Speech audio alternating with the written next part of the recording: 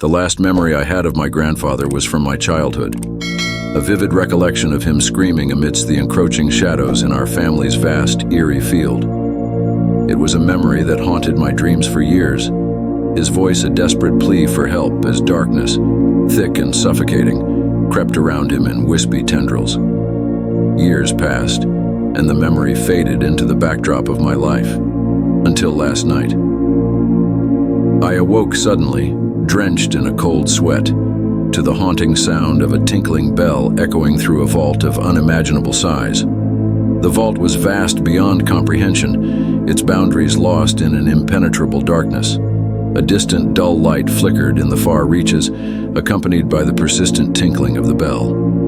Driven by a compelling force, I navigated through the oppressive darkness, following the faint echoes of the bell. As I ventured deeper into the vault, the air grew thick with the acrid scent of burning wax, a smell that clung to my senses like a malevolent fog. Eventually, I stumbled upon an unsettling sight, a solitary figure seated upon a throne, the contours of which seemed to meld unnaturally with the frail frame of the figure. It was my grandfather, or what remained of him, a ghostly apparition of his former self, his face weathered and worn with the weight of centuries. His eyes, once filled with warmth, now glimmered with a desperate urgency.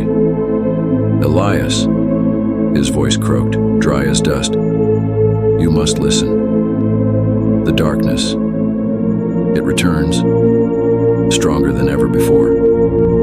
His words struck me like a thunderbolt, resurrecting the long-buried terror of that fateful night in the field.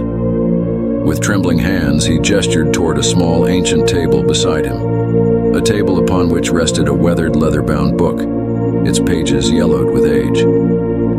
"The Book of Repelling Shadows," he whispered, his voice barely audible over the echoing bell.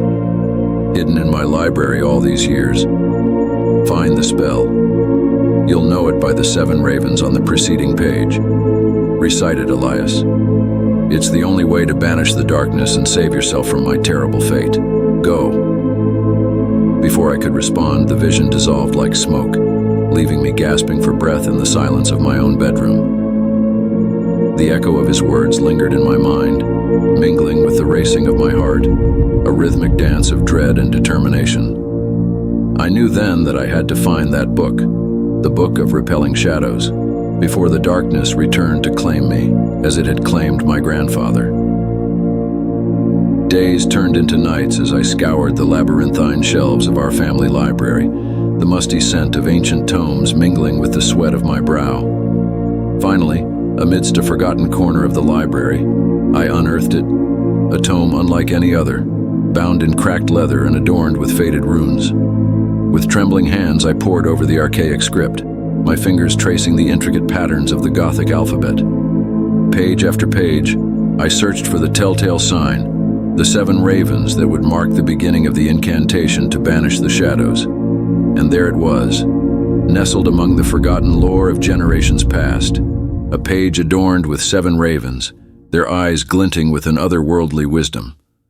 On the opposite page, a single spell unfolded, a melody of words woven into a tapestry of power, promising the dispelling of darkness and the salvation of my soul. But as I studied the incantation, a chill swept through me, a whisper of doubt that curled around the edges of my resolve.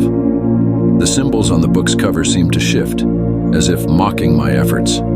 The air grew heavy with a suffocating dread, the lingering scent of burning wax mingling with an unseen malevolence. Undeterred, fueled by a mixture of desperation and determination, I ventured once more into the field behind the farmhouse, the very place where my grandfather had faced his darkest hour.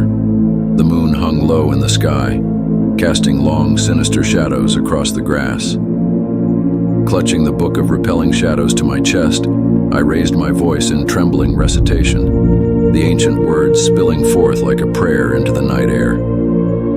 At first, the shadows seemed to recoil, their ethereal forms wavering under the weight of my invocation. A flicker of hope ignited within me, a fleeting belief that I could indeed triumph over the darkness that had plagued my family for generations. But then, with a sickening realization, I saw it, the tendrils of shadow, no longer retreating but advancing with an insatiable hunger. The incantation, once a shield against the encroaching darkness, now hung suspended in the air, a twisted mockery of my futile defiance. Frantic, I turned the pages of the book, searching desperately for the passage that had promised deliverance. Yet the 7 ravens were nowhere to be found, their watchful eyes replaced by empty, mocking voids. In that moment of stark clarity, I understood.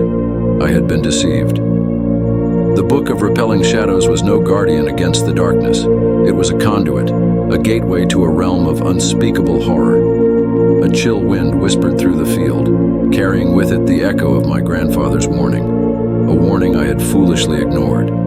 The shadows, emboldened by my unwitting invocation, closed in around me with a malevolent hunger, their ethereal tendrils snaking around my limbs like serpents.